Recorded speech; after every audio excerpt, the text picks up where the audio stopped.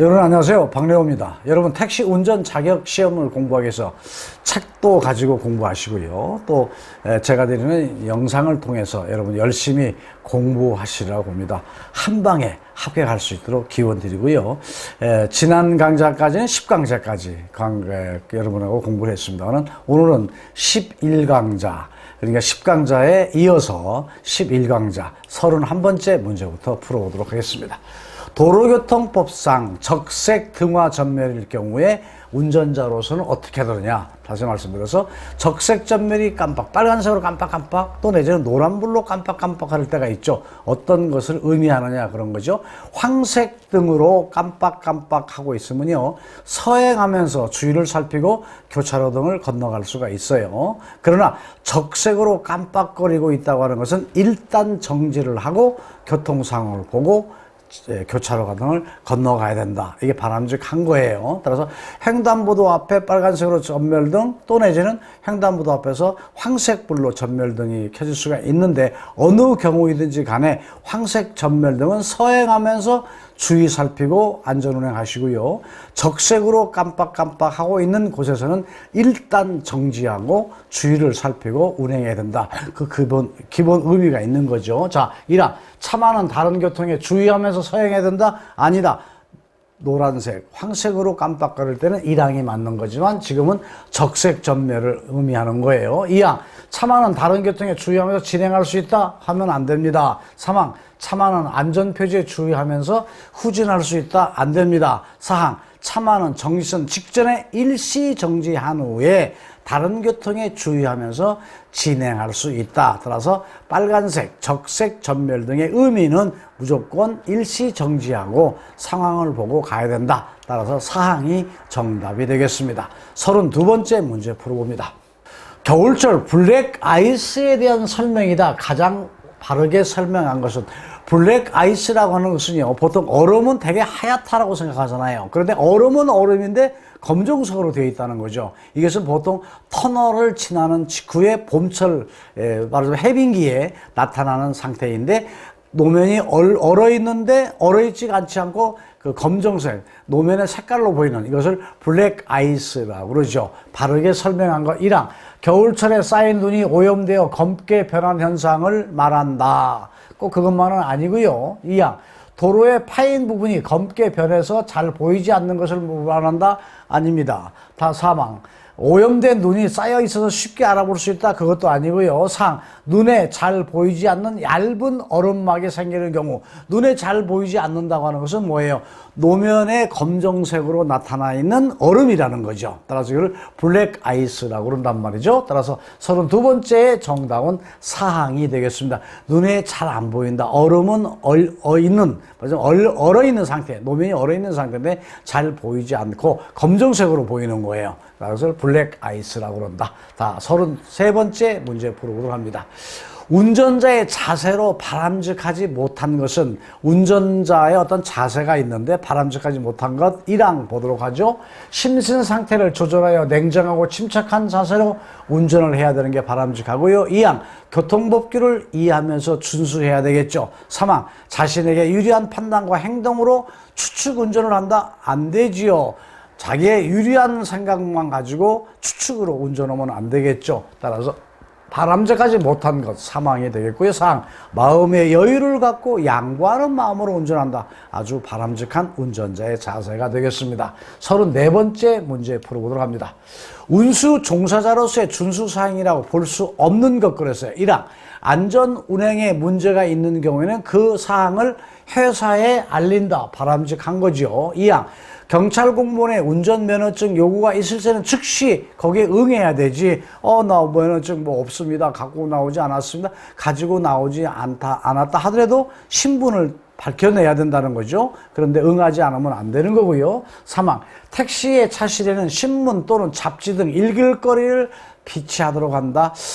글쎄요. 택시 안에다가 신문을 놔두고 잡지를 놔두고 승객을 읽게끔 한다? 별로 바람직한 얘기는 아닙니다. 따라서 3항이 되겠고요. 4항. 여객이 타고 있을 때는 택시 안에서 담배를 피워서는 안 되는 것이 바람직하죠. 차 내에서는 담배를 피우면 안 된다.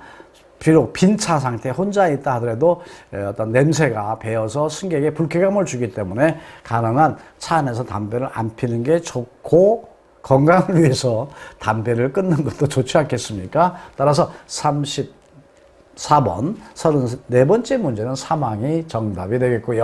35번째 문제입니다. 운수 종사자로서 승객 안전을 위한 준수사항 내용 중에 옳지 않는 것, 이게 다 운전 서비스의 문제가 되네요. 1항, 승객의 요구가 있을 경우에 영수증 발급 및 신용카드 결제에 응해야 되는 거 바람직한 거고요. 2항, 운행 중 차량의 고장이 발견되면 즉시 운행을 중지해야 되겠죠. 3항, 관계 공무원의 자격증 제시 요구에 즉시 응한다. 맞는 얘기고요. 4항, 승객의 동의가 있다고 한다면 택시 안에서 흡연해도 관계가 없다. 비록 승객이 본인이 담배 피우기 싶으니까 같이 핍시다 뭐 이런 경우도 있지만 승객의 동의가 있다 하더라도 운전자로서는 담배를 피워서는 안 된다. 따라서 사항이 정답이 되겠다. 옳지 않는 행위다 라고 알아두시고요. 다음 36번째 문제로 넘어갑니다. 여객자동차 운전자의 복장의 기본 원칙이다. 잘못된 것은 그래서 택시 운전자로서 잘못된 것 깨끗하게 단정하게 해야 된다. 2항 통일감 있게 규정 있게 맞게 한다. 품위 있게 계절에 맞게끔 입는다. 편한 신발로 샌들이나 슬리퍼 신어도 관계가 없을까요? 안 됩니다. 자, 본인은 편할지 모르겠지만 좀 불쾌감을 주장해요. 따라서 맞지 않는 것, 사항이 맞지 않는 것다. 서비스의 문제는 어떻게 보면 상식적인 선에서 풀 수 있는 문제라고 생각하시고 가볍게 문제를 풀어 가시도록 하면 되겠습니다. 37번째 문제입니다. 운전자가 삼가해야 될 행동으로서 맞지 않는 것, 또 옳지 않는 거네요. 1항 지그재그 운전으로 다른 운전자들을 불안하게 만드는 행동은 하지 않는 게 바람직하고요. 2항 교통정체가 있는 경우에는 갓길을 통행한다. 교통정체가 있다고 차가 막힌다고 갓길로 가면 되겠어요? 안 된다. 고장난 자동차 또는 특별하게 어떠한 사태가 발생됐을 때 갓길을 이용할 수 있지만 일반적으로 교통체증, 교통량이 많다. 나는 빨리 가야 된다. 갓길로 가면 안 되겠죠. 3항 도로상에서 차량을 세워둔 채로 시비, 다툼 등의 행위를 해서 다른 자동차 통행을 방해하면 안 되겠죠.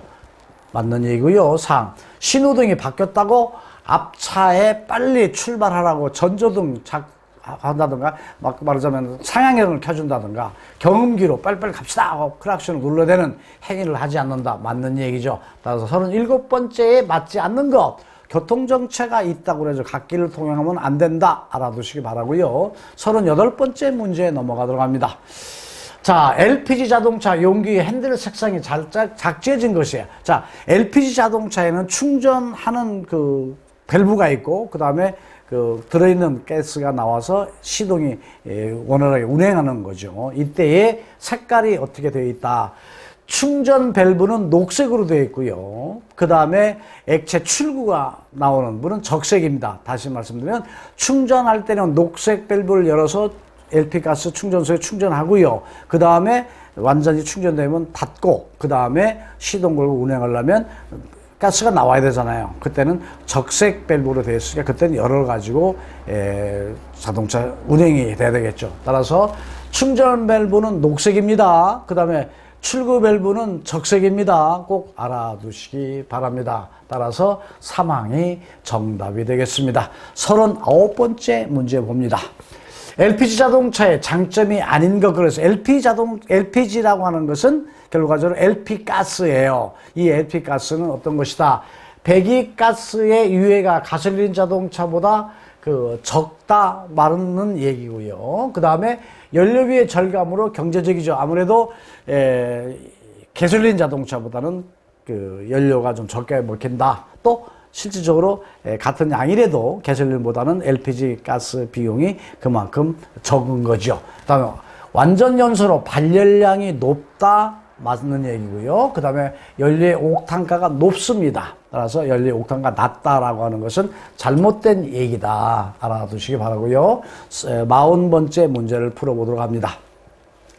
가솔린 엔진의 캐브레다와 동일한 LPG 자동차에서는 어떤 기능을 하고 있느냐 그런 거죠. LPG 자동차에서는 가솔린 자동차 캐브레다가 있지만 LPG 자동차는 베이퍼라이저가 있어요. 따라서 캐브레다와 같은 역할을 하는 것을 LPG 자동차에서는 뭐라고 그런다? 베이퍼라이저라고 그런다. 알아두시기 바랍니다. LPG 본배라고 하는 것은 LPG 통을 얘기하는 거예요. 다 41번째 문제로 넘어갑니다. 자동차의 연료가 완전 연소됐을 때 머플러에서 배출되는 배기가스 색깔은 어떤 것이냐. 자, 머플러에서 나오는 그 색깔을 가지고 자동차의 건강 진단을 할 수가 있습니다.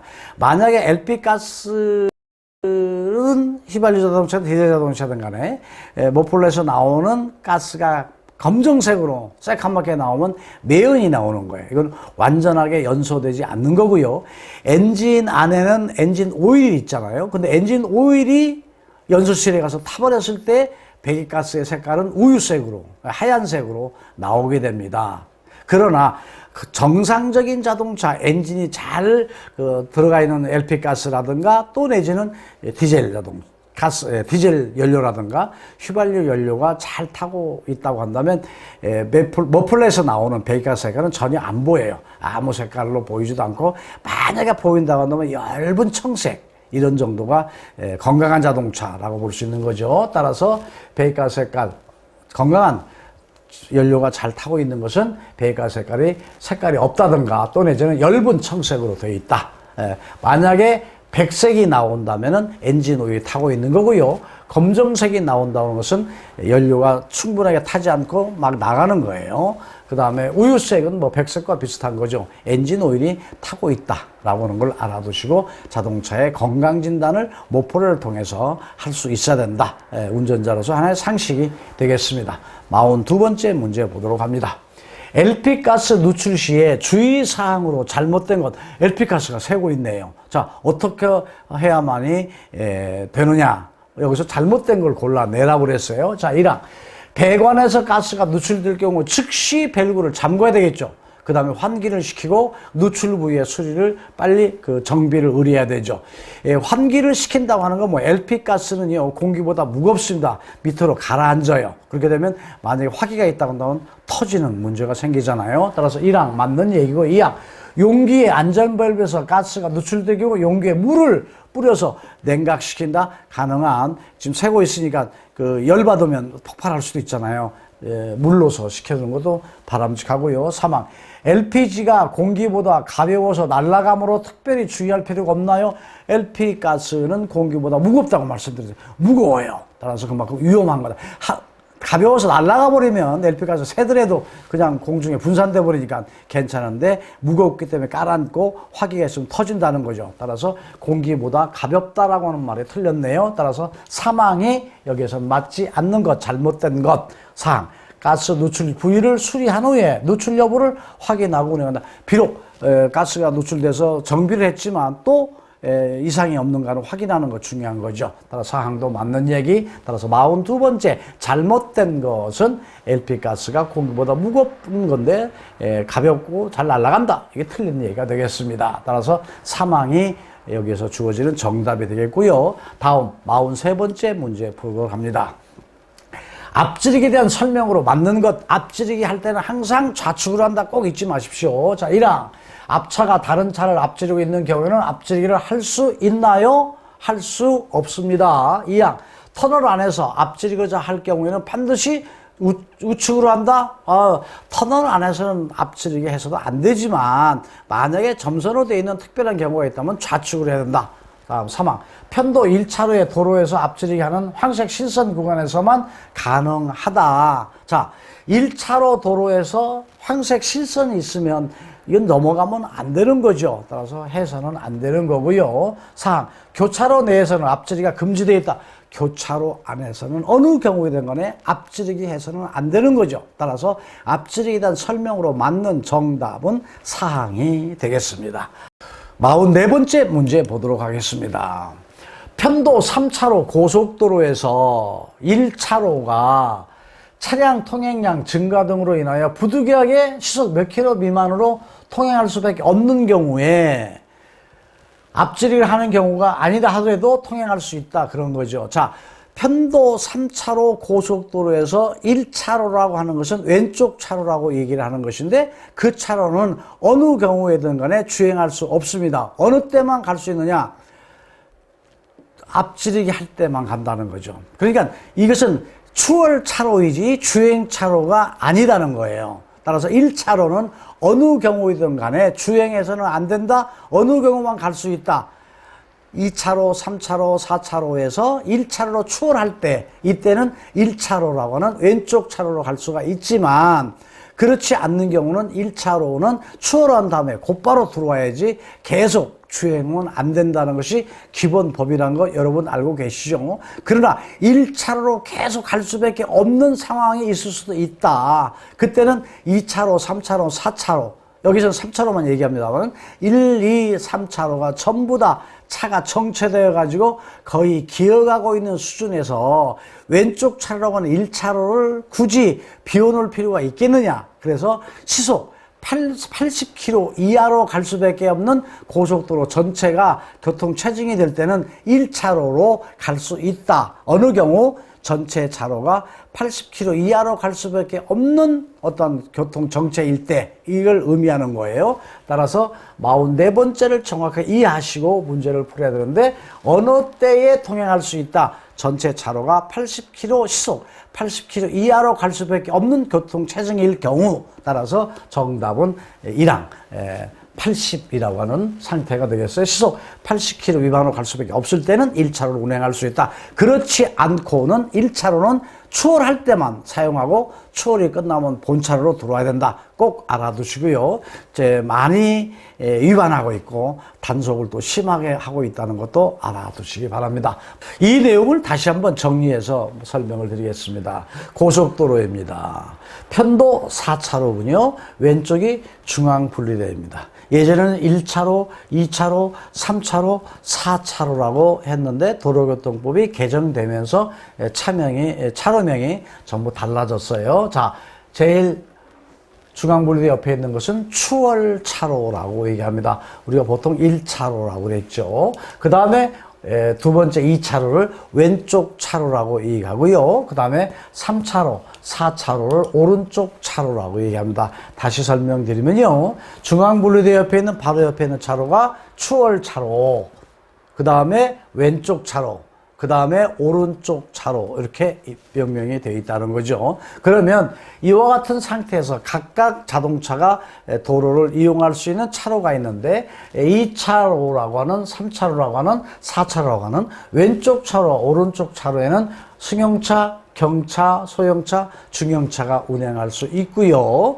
그 다음에 오른쪽 차로, 3차로, 4차로에는 대형차, 화물차, 저속 차량이 운행할 수 있도록 되어 있고요. 자, 여기에 있는 1차로라고 하는 건 어느 경우에도 추월할 때만 사용해야 되고 추월이 끝난 다음에는 곧바로 왼쪽 차로로 다시 들어와야 된다. 꼭 알아두시기 바라는데 만약에 이와 같이 3차로이든 4차로이든 간에 교통체증이 심해가지고 전체가 80km 이상의 시속, 80km 이상의 속도를 낼 수도 없는 그런 교통 정체가 됐을 때는 1차로도 주행할 수 있도록 해놨다. 어느 경우 다시 설명드리면 정체로 인해서 시속 80km 이하로 운행할 수밖에 없는 도로 상황일 때는 1차로, 추월차로라고 하는, 예전에 우리 1차로라고 했죠. 추월차로도 주행할 수가 있다라고 하는 것이고, 그렇지 않은 상태에서는 어느 경우이든 간에 추월차로, 1차로는 추월할 때만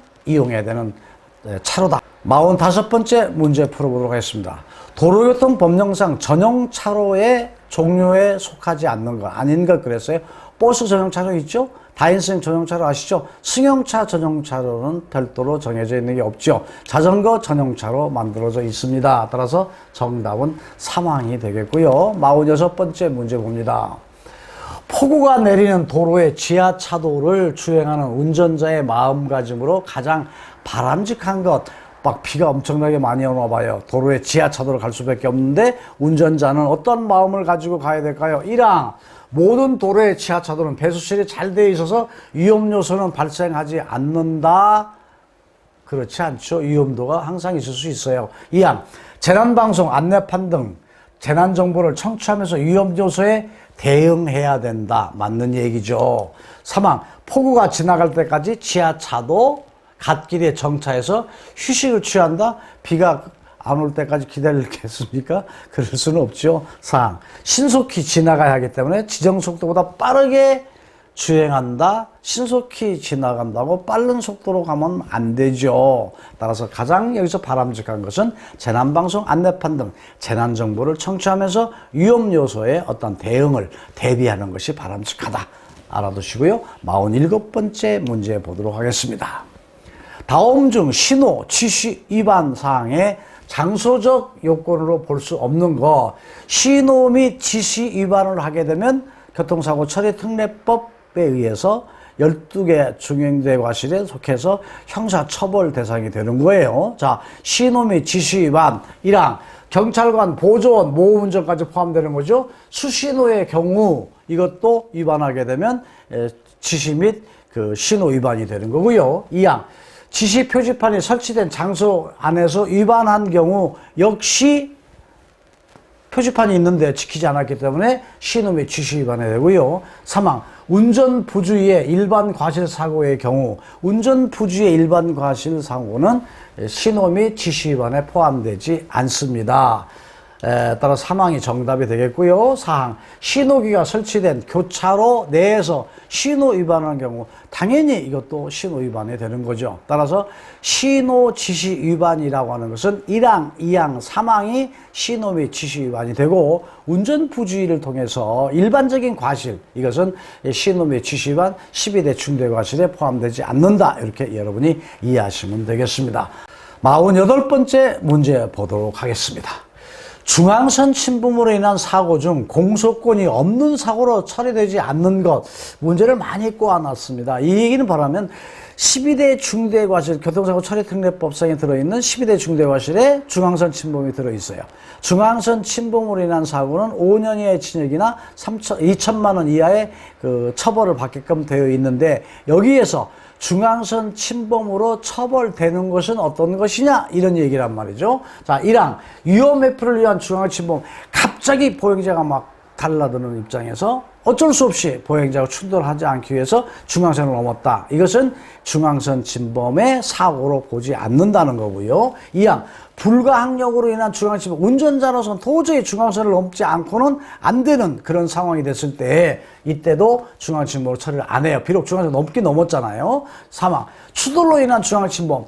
나는 정상적으로 가고 있는데 뒤에서 그냥 갑자기 추돌하는 바람에 그냥 중앙선을 넘어갔다. 비록 중앙선을 넘어갔지만 이것도 12대 중대과실의 중앙침범으로 처리를 안 하는 거죠. 4항, 교통체증으로 인한 중앙침범. 교통체증, 차가 많이 밀린다 그래가지고 중앙선 싹 넘어갔다. 이것은 12대 중대과실로 형사적인 처벌이 되는 거예요. 따라서 형사적인 처벌이 되는 것은 어떤 것이냐 그런 거니까 1항, 2항, 3항은 비록 중앙선을 넘었지만 12대 중대과실에 의한 중앙선 침범은 아니다 라고 하는 거죠. 4항은 중앙선 침범이다. 이렇게 알아두시고 4항으로 정답을 정리하시면 되겠습니다. 다음 문제 49번째 문제로 넘어갑니다. 교통사고 처리특례법상의 과속은 규정속도의 시속 몇 킬로를 초과한 경우를 의미하느냐. 자, 60km 구간에서는 60km라고 써있는 표지판에서는 60km 이하로 운행해야 되고요. 50 써있으면 50 이하, 어린이 보호구역 같은 데는 30 써 있단 말이죠. 그 얘기는 뭐예요? 30km 이하로 운행해야 된다. 그런데 30km로 운행해야 될 곳에서 32km로 간다. 50km로 운행해야 될 것을 55km로 갔다.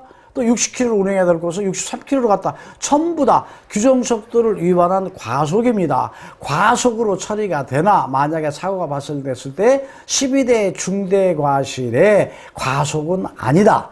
12대 중대과실의 과속이라고 해서 처벌하는 5년 이하의 징역이나 2천만 원 이하의 그 처벌을 하는 그 12대 중대과실의 교통사고 처리 특례법에서는 과속은 과속이지만 조금 과속은 교통사고 처리 특례법으로서 형사처벌 안 한단 말이죠. 그게 얼마다? 규정속도에서 20km 초과된 경우, 말하자면 60km로 규정되어 있는 데서 80km를 넘어간 상태에서 운행하다 과속으로 사고 난 경우는 형사적으로 처벌되는 거죠. 따라서 형사처벌이 되는 과속은 교통사고 처리 특례법상에서 과속은 규정속도에서 얼마? 20km를 초과한 경우다. 20km 이상이 아닙니다. 20km 이상이라고 하는 것은 20km가 포함되는 거예요. 그러나 20km 초과했다고 하는 것은 20km가 포함이 안 되는 거란 말이죠. 따라서 20km를 초과한 경우에 교통사고 처리 특례법상 과속으로 처리가 돼서 5년 이하의 징역, 2천만 원의 벌금이다 라고 여러분이 알아두시기 바랍니다. 다음 50번째 문제로 넘어갑니다. 다음 중 형사처벌 대상 사고가 아닌 것, 말하자면 교통사고 처리 특례법상에서 형사처벌 대상이 아닌 것 12대 중대과실이 형사처벌되는 거고요. 그 다음에 피해자가 어떤 사망한 경우, 또 피해자가 많이 다친 중상해를 입은 경우, 그 다음에 뺑소니 한 경우, 이 경우가 교통사고 처리 특례법상에서 형사처벌이 되는데 다음 중 형사처벌이 안 되는 것 그랬어요. 자, 고속도로에서 145km 운행 중 사고 났다. 자, 고속도로는 기본적으로 얼마예요? 100km로 돼 있단 말이죠. 그러나 구간에 따라서 경찰청장이 뭐 110km, 120km로 줄 수도 있지만 100km로 보고 봤을 때 여건이라든가 또 120km를 주었다고 하더라도 지금 140km로 갔으니까 얼마예요? 20km를 초과한 상태 형사처벌 대상이 됩니다. 이하 피해자가 중상에 많이 다친 경우 형사처벌 대상이 돼요. 그러니까 터널 안에서 추월 중 사고 났다. 터널 안에서는 추월하면 안 되죠. 앞자리의 방법 및 시기 위반 12대 중대과실에 포함되고요. 3. 추돌로 인해서 중앙선 침범했다. 내가 잘 가고 있는데 갑자기 뒤에서 추돌로 말해 중앙선 넘어갔다. 이때 사고 났을 때 이것은 비록 중앙선을 넘어간 것이라고 볼 수 있지만 결과적으로 본의에서 넘어간 것도 아니고 그 다음에 이것을 12대 중대과실에 포함시키지 않는 걸로 되어 있다는 거죠. 따라서 추돌로 인해서 중앙선 침범한 것은 12대 중대과실에 포함되지 않는 거기 때문에 쉬운 번째 정답은 사항이 정답이 되겠습니다. 다음 쉬운 한 번째 문제 풀어보도록 합니다. 또 교통사고 처리 특례법에 대한 문제군요. 교통사고 처리 특례법상의 중대과실 중 추락방지 의무 위반에 적용되지 않는 것, 문을 제대로 닫지 않고 운행하다가 승객이 떨어졌다. 버스도 마찬가지고 택시도 마찬가지예요. 다 이런 것들은 모두 다 운전자의 과실로 인해서 12대 중대과실 교통사고 처리 특례법상에 의해서 처벌을 받는 거죠. 승용자동차 승객 떨어지고 승용자동차, 일반 자동차도 승객, 사람이 떨어지면 안 되죠. 동승자가. 승합자동차, 버스 마찬가지고 화물자동차 마찬가지입니다. 이륜자동차나 자전거는 비록 탑승자가 밖으로 옆으로 떨어져 나갔다 하더라도 추락방지의 개념은 아니에요. 문짝이 없죠. 문짝이 없어서. 이륜자동차는 추락방지 위반 사고하고 관계가 없는 것이다. 이렇게 알아두시면 되겠습니다. 따라서 사항이 정답이고요. 쉬운 두 번째 문제 보도록 하겠습니다. 다음 중 자동차 관리법 규정에 의한 자동차의 범위에 속하는 것은 어떤 것이냐. 자, 자동차 관리법에 자동차가 규정되어 있고 자동차 관리법을 인용을 해서 도로교통법에서 자동차다, 자동차 아니다라고 하는데 여기에서 자동차 관리법에서 그 자동차 범위를 정해놨는데 거기에 속하는 것 군수품 관리법에 의한 차량은 자동차 관리법에서 자동차로 보지 않습니다. 이하 건설기계 관리법에 의한 건설기계 역시 중장비의 문제니까 자동차 관리법에 자동차에 들어가 있지 않아요. 그 다음에 농업기계와 촉진법에 의한 농기구, 경운기 이런 것들은 자동차 개념에 들어가지 않잖아요. 중고자동차라고 해서 자동차에 들어가지 않을까요? 중고자동차는 당연히 자동차 개념에 들어가는 거죠. 신자동차, 새자동차든 낡은 자동차든 마찬가지죠. 따라서 쉬운 두 번째의 정답은 사항이 되겠습니다. 쉬운 세 번째 문제를 넘어갑니다. 자동차를 등록하기 위해서 임시로 자동차를 운행할 수 있는 임시 운행 기간은 얼마냐 그랬어요. 우리가 보통 보게 되면 자동차를 제대로 등록하기 위해서는 어떤 일정한 과정이 필요하단 말이죠. 예를 들어서 볼까요? 울산에서 자동차 생산 공장에 있어서 자동차를 사가지고 어디로 온다는 거죠. 자기가 살고 있는 본고지에 와서 자동차 등록을 해야 돼. 또 내지는 광주에서 나오는 자동차를 사가지고 부산에서 등록할 수도 있고 또 내지는 뭐 안양에서 나오는 자동차 또는 인천에서 나오는 자동차를 자기 본고지로 가가지고 등록할 수 있는 거죠. 보통은 자동차가 우리가 자동차를 신차를 구입하게 되면 탁송까지는 다 해줍니다만은 직접 가져올 수도 있잖아요. 또 탁송도 마찬가지겠지만 일단은 그 자동차를 사가지고 등록할 때까지는 뭐 사자마자 등록할 수는 없잖아요. 얼마 정도 준다. 열흘 동안의 그 운행 기간을 줘요. 임시 번호판, 나무판으로 붙어 있는 거 여러분 아시죠? 그걸 임시 번호판이라고 하는데 얼마 10일을 준다. 아마 이와 같은 그 나무판, 번호판. 이게 임시 번호판인데 얼마까지 사용할 수 있다. 열흘, 대개 열흘까지 분이 안 준다. 예를 들어서 4월 1일부터 4월 10일까지 이 번호 가지고 사용할 수 있고 이 안에 빨리 등록하십시오. 그런데 지금 이 차를 어디서 사온 거예요? 서산에서 지금 차를 사신 분이 되겠습니다. 그래서 임시 번호판이고 임시 운행 기간 얼마 열흘이다 이렇게 알아두시기 바랍니다. 쉬운 네 번째 문제 보도록 하죠. 자동차 등록 원부상에 변경 등록을 해야 되는 사유가 아닌 것 그랬습니다. 자, 자동차 등록 중에는 자동차 소유자도 있고 이름이 적혀져 있고 주소지도 적혀져 있고 그 자동차의 재원, 배기량이 얼마고 차대 번호가 뭐고 다 기록되어 있어요. 그런데 이 자동차를 남한테 넘겼다 그러면 소유권이 바뀌는 거죠. 이건 이전 등록입니다. 그러나 내가 서울에 살다가 부산으로 이사를 했다. 또 내지는 인천에 살다가 광주로 이사를 했다라고 한다면 주소지를 바뀌는 거죠. 자동차 등록증에 더 있는 주소지를 바뀌는 거죠. 이걸 변경 등록이라고 하는 거죠. 자, 소유권이 변경되는 건 이전 등록이지 변경 등록이 아니에요. 그 다음에 원동기 형식 및 장치 변경하는 것, 그 다음에 사용 변경지 변경하는 것, 소유자의 상명 변경. 소유자의 상명 변경은 이것은 지금 어떤 걸 의미하느냐요? 예를 들어서 이름이 나쁘다고 이름을 바꿀 수도 있잖아요. 사람이 변한 게 아니죠. 소유권이 바뀌는 거하고 소유자 상명이 바뀌는 건 달라요. 소유자 상명은 같은 사람인데 이름을 바뀌는 거란 말이죠. 따라서 소유권의 변경은 이전 등록이고 엔진을 바꿨다. 그 다음에 내가 주소지가 바뀌어졌다. 그 다음에 내가 이름을 바꿨다. 이런 건 전부 다 변경 등록이 들어가요. 그러나 소유권 변경은 변경 등록이 아니고 이전 등록이다 라고 한다.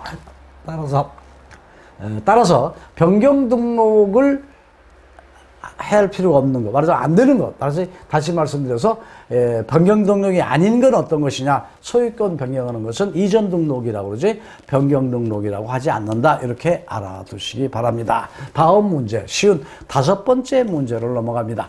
자동차 등록 원부상의 변경 등록은 사유가 발생한 날로부터 며칠 이내에 변경 등록을 신청해야 되느냐?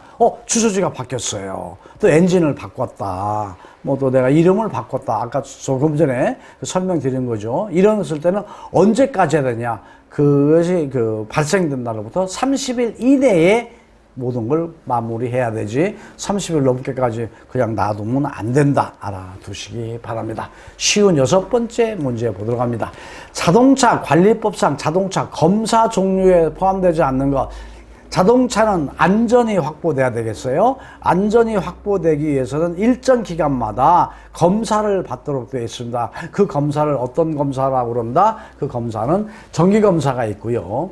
특별하게 뭐 자동차에 어떤 그 고장률이 많고 사고율이 많고 할 때는 임시검사를 명해서 뭐 일정한 자동차를 검사받다는 걸 임시검사예요. 그다음에 튜닝검사라고 하는 것은 자동차의 차체에 어떤 변화를 만들었을 때죠. 말하자면 화물 자동차에 탑이 없는 화물 자동차를 탑을 씌우겠다라고 한다고 한다면 이것도 이제 그 원래 자동차에서 변화되는 거죠. 이걸 이제 구조 변경이라고 그러는데 예전에는 구조 변경을 신청해서 구조를 변경하고 그 다음에 구조 변경 검사를 받아서 완벽하게 됐는 걸 확인하는 거죠. 근데 최근에는 자동차 관리법상에서 구조 변경이라는 것을 튜닝으로 바뀌었어요. 따라서 튜닝 검사라고 하는 것이 예전에 구조 변경 검사다. 따라서 정기검사, 임시검사, 튜닝 검사는 있지만 특별검사라고 하는 것은 자동차 관리법상에서 검사의 종류에 들어있지 않는 것이다. 따라서 사항이 정답이 되겠습니다. 다음 쉬운 7번째 문제로 넘어갑니다. 자동차 관리법상 자동차 튜닝을 하기 위해서는 누구의 승인을 받아야 되냐? 다시 말씀드리면 그 화물 자동차는 이제 대부분 쉽게 설명을 드리면 화물 자동차 이해가 빠르실 것 같아서요. 자, 원래 자동차를 내가 신차로 구입해서 사왔을 때, 운행했을 때는 그 뒤에 탑이 없어요. 그런데 내가 운행 여건에 따라서 탑을 좀 씌우는 게 좋겠습니다. 라고 탑을 씌우면 되겠습니까? 라고 승인을 받아야 된다. 승인을 받지 않으면 마음대로 허서는 안 돼요. 그 다음에 또 승용자동차 같으면 승차 정원을 줄이는 건 가능해요. 늘릴 수는 없지만 6인승을 뭐 4인승으로 할 수 있고 이런 것들도 가능하고요. 그 다음에 택시 같으면은 자동차 어떤 그 내부의 어떤 그 여러 가지 장치를 변화시킬 수 있는 것은 바로 이제 그 튜닝 검사, 튜닝 승인을 해야 되는데 할 수 있다 없다 하는 건 미리 신청을 해가지고 허가를 받아야만이 그 고칠 수 있고 바꿀 수 있는 거란 말이죠. 누구한테? 그때는 시장이나 군수, 구청장한테 승인을 요청해서 이렇게 하겠습니다. 좋습니다. 하세요. 하면 제대로 됐는지 검사까지 받아야 되는 거죠. 따라서 누구한테? 시장과 군수, 구청장한테 튜닝을 하기 위해서는 승인을 받아야 된다. 알아두시기 바랍니다.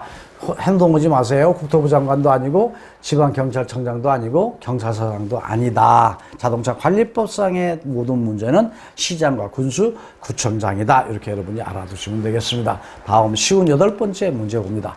어린이 보호구역에서 어린이가 횡단하고 있습니다. 운전자의 올바른 주행 방법 어떨까요? 1항 어린이 보호를 위해서 일시 정지한다. 아주 바람직한 거죠. 2항 보호자가 동행한 경우는 서행한다. 서령 어린이를 보호자가 데리고 간다 하더라도 서행하는 게 아니고 일시 정지하는 것이 바람직하죠. 2항은 틀린 거고 아직 반대편 차로에 있는 상태라면 신속히 주행해버린다? 안 됩니다. 언제 애가 이렇게 튀어나올지 모르니까 이때도 그 일시정지하든가 서행해야 된다는 거죠. 4. 어린이와 안전거리를 두고 옆으로 피해 주행한다? 뭐 안전거리 두었다고 슬쩍 가버린다? 이것도 안 된다. 어린이가 횡단하고 있다라고 어린이 보호구역에서 그럴 때는 일시정지하는 것이 아주 바람직한 운전 자세다라고 하는 걸 알아두시고 정답은 여러분이 여기에서 1항 어린이를 위해서는 일시정지한다 알아두시기 바랍니다. 다음 쉬운 9번째 문제입니다.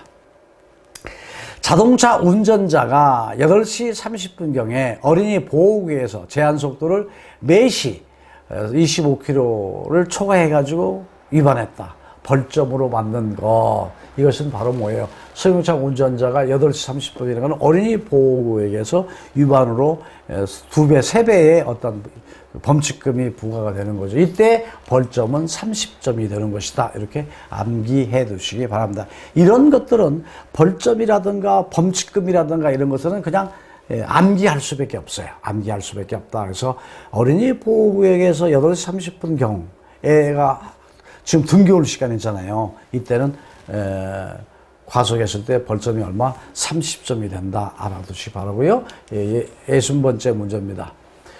교통사고 감소를 위해서 도심부 최고속도를 시속 50km로 제한하고 있죠. 그 다음에 주거지역 등 이면도로는 시속 30km 이하로 하향 조정하고 있는데 이것을 교통안전정책이라고 하는 거죠. 맞는 것은 어떤 것이냐. 자, 우리가 이제 보통 예전에는 도로의 60km 구간에서 이하로 운행하도록 되어 있었고 일반 도로에서 표지판이 없는 건 80km 운행할 수 있도록 되어 있는데 도심지에서는 시속을 50km 줄였잖아요. 최고속을. 그 다음에 어린이 보호지역은 또 이면도로 같이 얼마? 30km 이하로 운행해야 된다고 해서 줄였어요. 그런 교통정책을 한 3년 전부터 계속해서 펼쳐나가고 지금은 안전하게 운행을 잘하고 있는데 그 자체를 안전속도 5030이라고 하는 아마 포스타 이와 같은 캠페인 여러분이 많이 보셨을 거예요. 따라서 이와 같은 내용을 뭐라고 그런다? 안전속도 5030이라고 그런다. 이렇게 여러분이 알아두시면 되겠습니다. 자, 택시 운전자 자격증을 취득하기 위해서 여러분께서 제가 만든 책도 보시면서 공부를 하셨을 거고 또 다른 데서 출판한 또 책도 여러분이 갖고 계시면서 열심히 하셨을 거예요. 그 다음에 유튜브를 통해서도 여러분이 공부를 많이 해 두셨으리라고 봅니다. 저 나름대로는 만들어진 책이 여러분이 그 시험에 합격할 수 있도록 또 쉽게 볼 수 있도록 책을 엮어서 인터넷을 통해서 여러분이 구입할 수 있도록 내놓았고요. 그 다음에 택시 그 자격시험에 합격할 수 있도록 영상을 통해서 문제를 예전에 나왔던 문제, 나올 수 있는 가능성이 높은 문제를 가지고 해설하면서 상세하게 설명을 드렸습니다. 자, 계속해서 이어지는 강좌가 있겠습니다만은 일단은 지금까지 본 영상을 여러분이 충분하게 답만 암기하려 하지 마시고요. 이해를 하셔야 됩니다. 제가 설명을 충분하게 못한 점도 있긴 있다고 보겠습니다만은 그 나름대로 충실하게 설명을 드렸다고 생각을 합니다. 다시 한번 영상을 이렇게 보시고 시간 될 때마다 보시면서 한 방에 합격하셔야 되죠. 이번에 또 보고 다음에 또 보고 이러지 마시고 어차피 도전하는 자격증 시험 한 방에 합격할 수 있도록 이 영상을 잘 보시면 큰 도움이 될 것으로 보고요. 또 이 영상을 보시고 공부하시는 여러분에게 합격할 수 있도록 제가 응원하고 기원하고 있습니다. 이 영상으로 한 방에 합격하시기 바라고 다시 한번 1강좌부터 또 지금까지 계속 이어지는 강좌도 보셔야 되겠지만은 여기까지도 다시 한번 보시는 그런 생각을 가지고 공부하시면 여러분이 좋은 결과가 있을 걸로 봅니다. 건강 유의하시면서 열심히 공부하시고 한 방에 합격하실 수 있도록 여러분 응원하겠습니다. 다음 강좌에서 뵙겠습니다. 공부하느라고 수고 많으셨습니다.